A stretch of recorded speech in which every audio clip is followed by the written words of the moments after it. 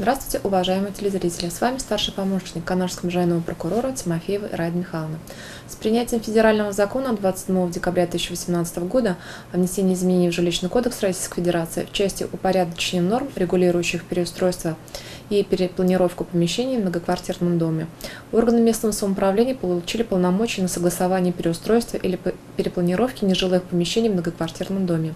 Прежде местные администрации согласовывали такое переустройство или перепланировку лишь в жилых помещениях.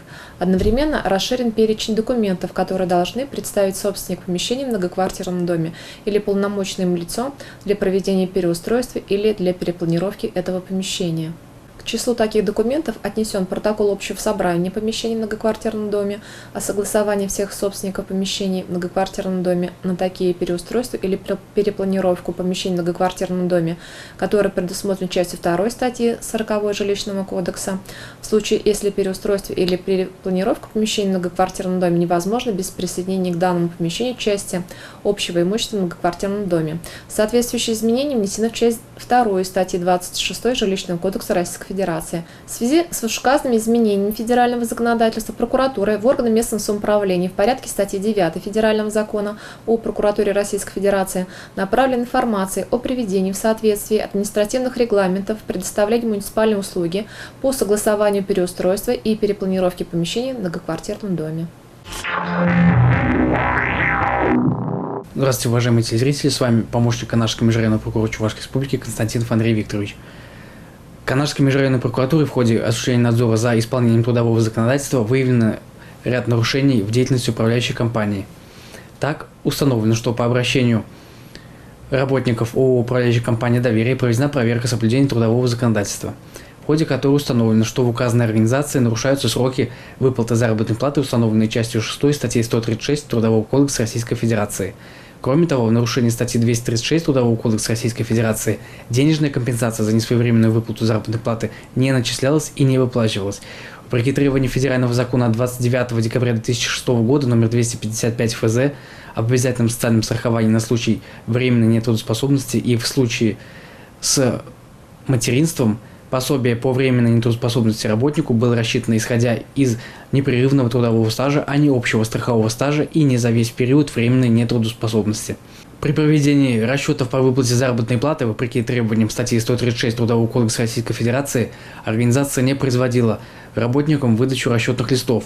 Проверкой также выявлены факты незаключения трудовых договоров с работниками организации, непредоставления в налоговую инспекцию сведений о сумме заработка дохода, на которую начислялись страховые взносы на обязательное пенсионное страхование, сумме начисленных страховых взносов на обязательное пенсионное страхование. По данным фактам в отношении руководителя указанной организации возбуждены дела об административных правонарушениях, предусмотренными частями 1, 4 и 6 статьи 5.27 КоАП РФ, нарушение трудового законодательства и иных нормативно-правовых актов, содержащих нормы трудового права.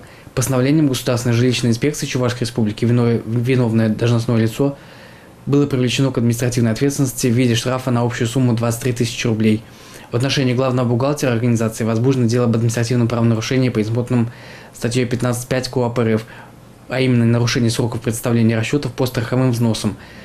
В настоящее время указанный материал находится на рассмотрении в суде. Кроме того, по вышеуказанным фактам в адрес директора управляющей компании внесено представление с постановкой вопроса о привлечении виновных должностных лиц к дисциплинарной ответственности. Здравствуйте, уважаемые телезрители! С вами в эфире старший помощник Канашского межрайонного прокурора Егорова Нина Вячеславовна. Канашской межрайонной прокуратурой проведена проверка соблюдения трудового законодательства в части оформления трудовых отношений индивидуальным предпринимателем Мустафаевой с работниками. Установлено, что в период с августа 2018 года по январь 2019 года у предпринимателя один работник осуществлял трудовую деятельность в должности сторожа. В нарушение требований закона трудовые отношения с указанным работником, индивидуальным предпринимателем официально не были оформлены. Трудовой договор не был заключен, запись об осуществлении трудовой деятельности в трудовую книжку не внесена. По данным фактам межрайонной прокуратуры в отношении индивидуального предпринимателя возбуждено дело об административном правонарушении, предусмотренном частью 4 статьи 5.27 КоАП Российской Федерации, то есть по факту уклонения от оформления трудового договора. Постановлением Государственной инспекции труда в Чувашской Республике виновное лицо привлечено к административной ответственности в виде штрафа в размере 5000 рублей. Межрайонная прокуратура прилагает сообщать о фактах невыплаты заработной платы, получения серой заработной платы, осуществлении трудовой деятельности без заключения трудового договора, а также об иных нарушениях трудового законодательства по телефону горячей линии 2 15 66 2 32 76, либо прийти на личный прием по адресу город Канаш, улица Пушкина, дом 45. Канашской межрайонной прокуратурой проведена проверка соблюдения законодательства об охране труда акционерным обществом племенной птицеводческий завод «Канашский».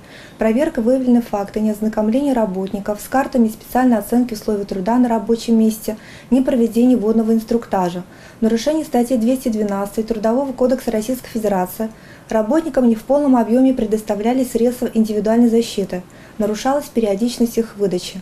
Работодателям не было обеспечено проведение внеплановой специальной оценки условий труда в течение 12 месяцев со дня ввода в эксплуатацию вновь организованных рабочих мест. Кроме того, в нарушении статьи 213 Трудового кодекса Российской Федерации в акционерном обществе племенной птицеводческий завод «Канашский» обязательные психиатрические освидетельствования не были пройдены некоторыми категориями работников. По результатам проведенной проверки Межрайонной прокуратуры в отношении руководителя организации возбуждено административное производство за нарушение государственных нормативных требований охраны труда. Постановлениями Государственной инспекции труда в Чувашской Республике виновное лицо привлечено к административной ответственности в виде штрафа на общую сумму 22 000 рублей. Спасибо за внимание.